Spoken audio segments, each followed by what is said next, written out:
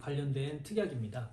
수술비 특약은 많은 분들이 수술을 하게 되는데 가장 많이 하는 다빈도 수술들이 뭐냐면 안과 질환, 네, 백내장 수술입니다. 백내장, 녹내장 이런 것들이 가장 많이들 하고 있고, 그 다음에 여성분들이 더 많은 갑상선 관련 수술들이 가장 또 많이 있습니다. 그래서 이런 것들, 뭐 축농증, 편도염 수술이라든가, 그 다음에 항문질환 수술도 많이 하시죠. 이런 가벼운 소소한 수술들이 많이 하게 되는데, 이런 경우가 뭐 비용 청구가 조금 만족스럽게 안 되는 경우가 많이 있습니다. 그러다 보니까 항문질환 같은 경우는 실손의료비도 너무 일찍 가입되셨던 경우에는 그 당시에는 면책사항이었습니다. 그래서 항문 진료 보신거에 대해서 실비 청구가 안 되는 경우의 상품들이 있습니다. 그러다 보니까 그런 경우도 있고, 그때 당시 실비는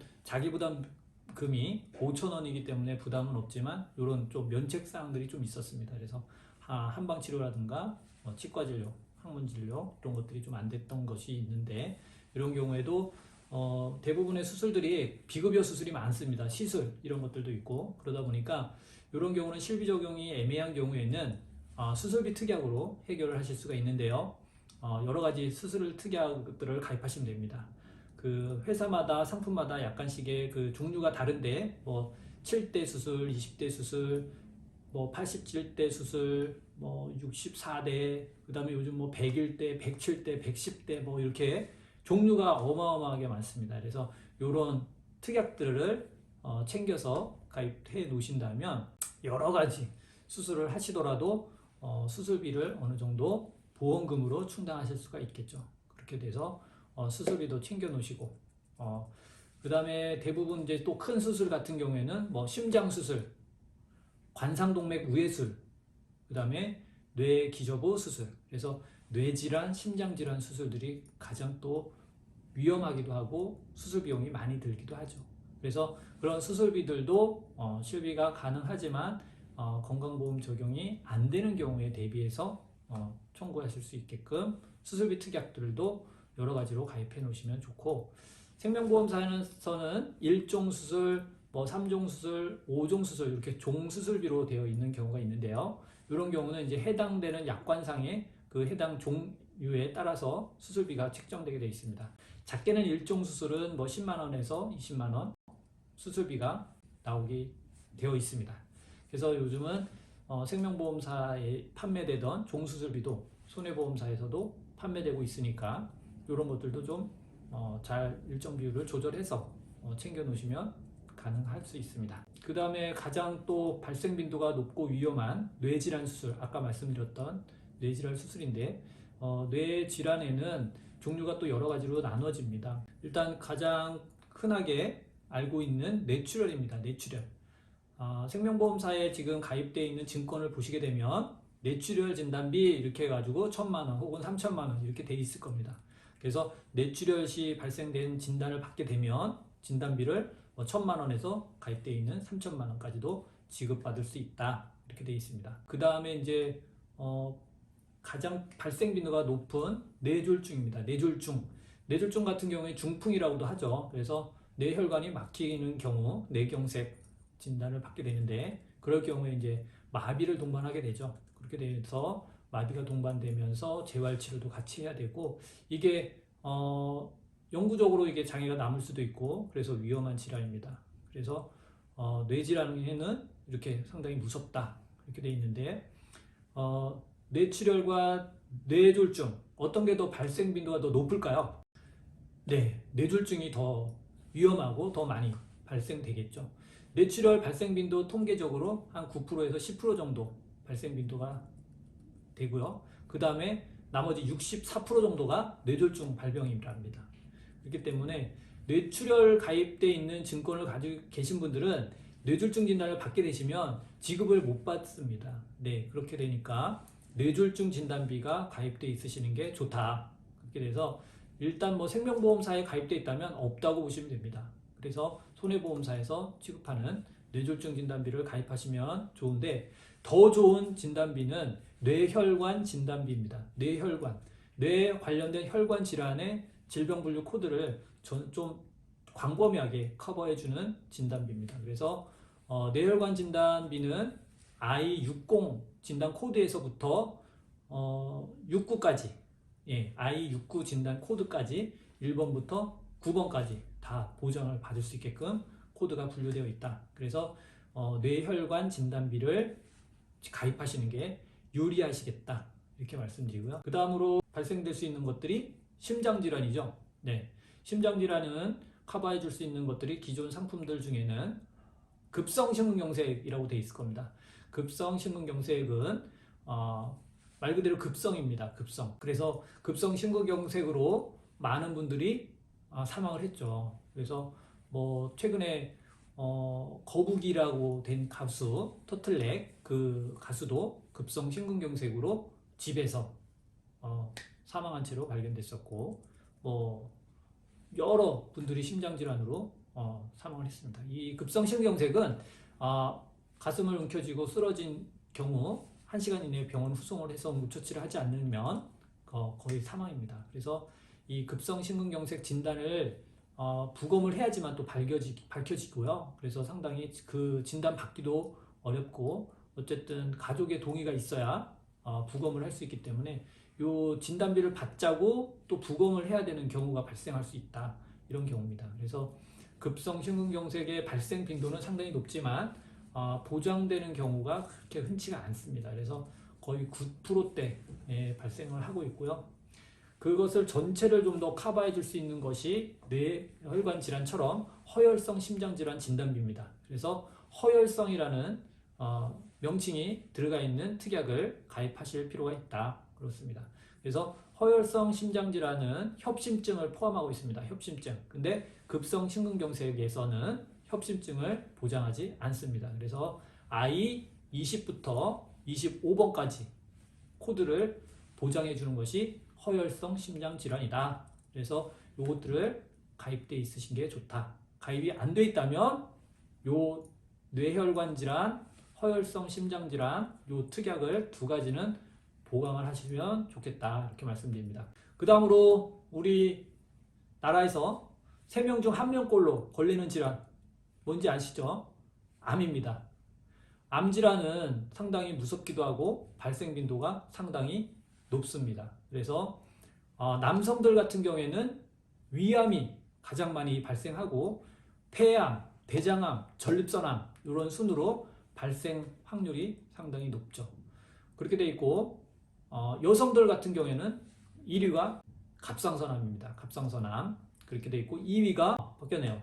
유방암이 또 많이 왔다 갔다 합니다. 그래서 갑상선암이 높아졌다가 뭐 유방암이 거의 1, 2등을 다투는 것이 갑상선암과 유방암입니다. 네, 그렇게 돼 있고, 그 다음에 대장암, 그 다음에 뭐 위암, 폐암 뭐 이런 순으로 남성, 여성의 암 종류가 약간씩은 차이가 있는데 어쨌든 부위가 다를 뿐이지 암 발생 빈도는 높다. 그래서 암 병력이 가족 중에 있었다면 이것은 유전적으로 암 걸릴 확률이 정상인들보다 높다라고 보시면 됩니다. 그래서 아무래도 유전적인 요인이 가장 크고요. 그 다음에 나름의 또 식생활, 생활 습관, 여러 가지 건강에 해치는 유해되는 것들을 할 경우에는 거의 암 발생 빈도가 상당히 높다, 이렇게 보시면 됩니다.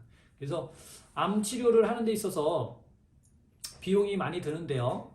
이거는 근데 또 비용에 따라서 내가 선택할 수 있는 진료 방식이 다를 수 있다. 그래서 우리 의학 기술이 암을 지금 정복할 수 있다, 이렇게들 보고 있습니다. 그래서 치료 비용만 충분하게 내가 있다면 효과적이고 치료 효과가 또 좋고 출혈도 적은 여러 가지 수술 방식으로 할 수 있다, 이런 얘기입니다. 그래서 뭐 양성자 치료, 중입자 치료, 여러 가지 치료의 신기술들이 많이 나와 있는데 이런 것들이 이제 건강보험 적용이 안 되는 수술이다 보니까 비용이 많이 들어갑니다. 뭐 일반적으로 지금 많이 하고 있는 다비치 수술이라 해서 로봇 수술이죠. 예, 로봇 수술로 복강경으로 하게 되는데 요것만 하더라도 기본 1,000만 원 단위에서부터 시작하고 있고요. 그 외에 이제 양성자, 중입자 이런 여러 가지 방사선 치료들 같은 경우에는 더 비싸죠. 그렇게 되니까 내가 치료 비용이 충분하다면 좀 더 좋은 기술의 수술을 선택해서 할 수 있다. 그리고 요즘 뭐 쓰이고 있는 항암제, 방사선 치료 이런 것들이 보편적으로 많이 쓰이는데, 그런 것들은 이제 일반적으로 대중적으로 지금 하고 있는 항암제 같은 경우에는 좋은 세포, 나쁜 세포, 암세포까지 그냥 다 사멸시키는 거죠. 그러다 보니까 체력도 빠지고 체중도 빠지고 구토, 부작용 이런 것들이 나타나고 당연히 머리카락도 다 빠지게 되죠.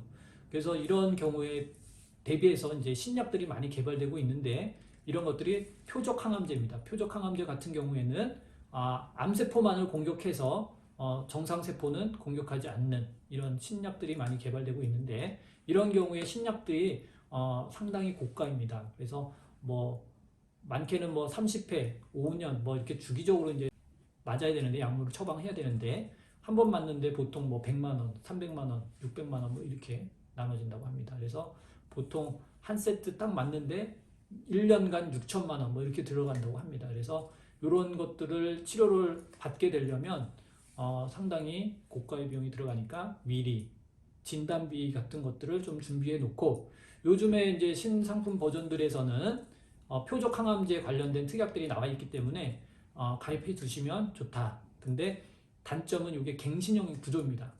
10년 단위 갱신형 구조로 되어 있다 보니까 10년 주기로 보험료가 상승할 수 있다. 그래서 이런 것들을 좀 가족력이 있는 경우라면 이런 항암제 관련된 특약들도 챙겨 놓으시면 도움이 되시겠죠. 그 다음으로 이제 발생할 수 있는 이런 암 수술 후에 후유장애가 남을 수 있다. 그래서 후유장애 남는 경우에는 또 치료 비용이 또 나올 수 있는 특약들이 있습니다. 그래서 질병 쪽으로는 질병 후유장애, 상해 쪽에서는 상해 후유장애 이렇게 나눠집니다. 그래서 내 신체 기능 중에 몇 프로의 후유장애가 남았느냐, 이거에 따라서 보상받을 수 있는 후유장애 진단비입니다. 그래서 상해 후유장애는 말 그대로 직업적으로 내가 현장 일을 많이 하고 좀 위험한 직업군이다, 이런 경우에는 상해 후유장애 진단 가입 금액을 좀 높게 가입하실 필요가 있겠다. 그래서 현장에서 뭐 낙상 사고라든가 뭐 골절 사고라든가 이런 것들이 발생됐을 때 후유장애가 남는다면 여기서도 청구해서 받으실 수 있게끔 하고, 질병 후유장애 같은 경우에는 뭐 장기 적출 수술 이런 것들을 하게 됐을 경우에 또 후유장애가 남는 경우 추가적으로 보상받을 수 있게끔 되어 있습니다. 그래서 예를 들어서 1,000만 원을 예를 들어서 가입했다 하면 뭐 위절제 수술, 암 수술을 했다 그러면 예를 들어서 한 20%, 30% 정도의 후유장애가 남았다 그러면 1,000만 원의 30%가 지급되는 것입니다. 이렇게 해서 지급받을 수 있는 후유장애 진단비까지 챙겨 놓으시면 상당히 도움이 되겠죠. 그 다음에 뭐 빠뜨린 게 있는데, 입원 일당입니다. 입원 일당 같은 경우에는 있으면 좋고 없어도 무방하지만 있으면 상당히 효과적으로 치료 비용 뿐만 아니라 상급 병실에 대한 추가 비용 발생됐을 경우에 비용 처리를 하기에 상당히 유익하다. 그래서 입원 일당은 좀 따져 보셔야 될 필요가 있어요. 그래서 내가 나이에 입원 일당을 뭐 2만 원, 3만 원 가입하는데 보험료가 너무 터무니없이 비싸다면 가입하시는 것에 좀 불합리하겠죠. 그래서 가성비를 좀 따져 보시고 손익 계산을 해봐서 입원 일당을 가입하시는지 말지 고민을 하실 필요가 있고, 일찍 지금 사회 초년생이라든가 20대, 30대 초반이라면 꼭 가입하실 것이 입원 일당입니다. 그래서 입원 일당은 더 가입하고 싶어도 업계 여러 회사에 가입되어 있는 합산이 7만 원 이상을 가입할 수 없어요. 그렇기 때문에 가입하시면 상당히 도움이 되신다, 이렇게 되어 있습니다. 그래서 나중에 혹시라도 교통사고라든가 여러 가지 입원을 할 경우에 대비해서 입원 일당까지 챙겨 놓으시면 되겠다. 그래서 지금까지 쭉 말씀을 드렸는데, 보험을 가입하실 항목들에 대해서 지금 점검을 하시는 방법에 대해서 알려드렸고요. 이 방법대로 증권을 찾아보시고 내가 가입하신 것이 이렇게 항목별로 잘 구성이 되어 있는지 찾아보시길 바랍니다. 그렇게 돼서 찾아보시고 내가 좀 빠진 부분이 없는지, 내가 보험이 좀 부족하진 않는지, 또 너무 한쪽으로만 치중되어 있는지, 이런 것들을 좀 고르게 가입되어 있을 수 있도록 안배를 잘 하셔야 된다. 그래서 이런 것들을 혼자 하시기가 어렵다면 저희 같은 전문가에게 의뢰를 해주시면 저희가 알아보시기 쉽게 분석을 해서 항목별로 나열을 해서 빠진 부분과 부족한 부분을 그래프화 시켜서 딱 보고자료를 만들어서 보여드리고 그것에 대해서 피드백 해드릴 수 있습니다. 이렇게 해서 보장 분석을 받아보시고 나서 합리적인 보험료로 리모델링이 가능한지 이런 것들을 좀 챙겨보시기 바랍니다. 저 개인적인 철학은 그렇습니다. 기존에 일찌감치 가입되어 있는 보험 증권은 상당히 좋은 경우가 종종 있더라. 그래서 이 세상에 나쁜 보험은 없다. 단지 보상이 안 되는 경우가 있을 뿐이다. 이렇게 말씀드립니다. 그래서 보상이 안 되거나 약간의 문제가 생길 수 있는 요인이 있다면 그 부분만을 좀 조정해 줄 필요가 있어요. 그래서 그 부분들로 조정하실 요인들이 뭐냐면 갱신형입니다. 갱신형. 그래서 갱신형 특약들이 많이 구성되어 있는 상품들이 있어요. 그래서 특히나 삼성화재 같은 경우가 많이 구성되어 있죠. 그래서 그런 갱신형은 비갱신형으로 좀 구성을 해줄 필요가 있고, 그 다음에 CI 진단비라고 해서 크리티컬 릴리스 뭐 이렇게 해서 생명보험사에서 판매됐던 CI 보험이 있는데 이 부분들도 점검을 해주셔야 될 부분이다. 이렇게 말씀드리고요. 설령 또 만기가 너무 짧다. 뭐 60세 만기, 20년 납, 20세 만기 이런 경우라면 조금 더 점검을 해줄 필요가 있다.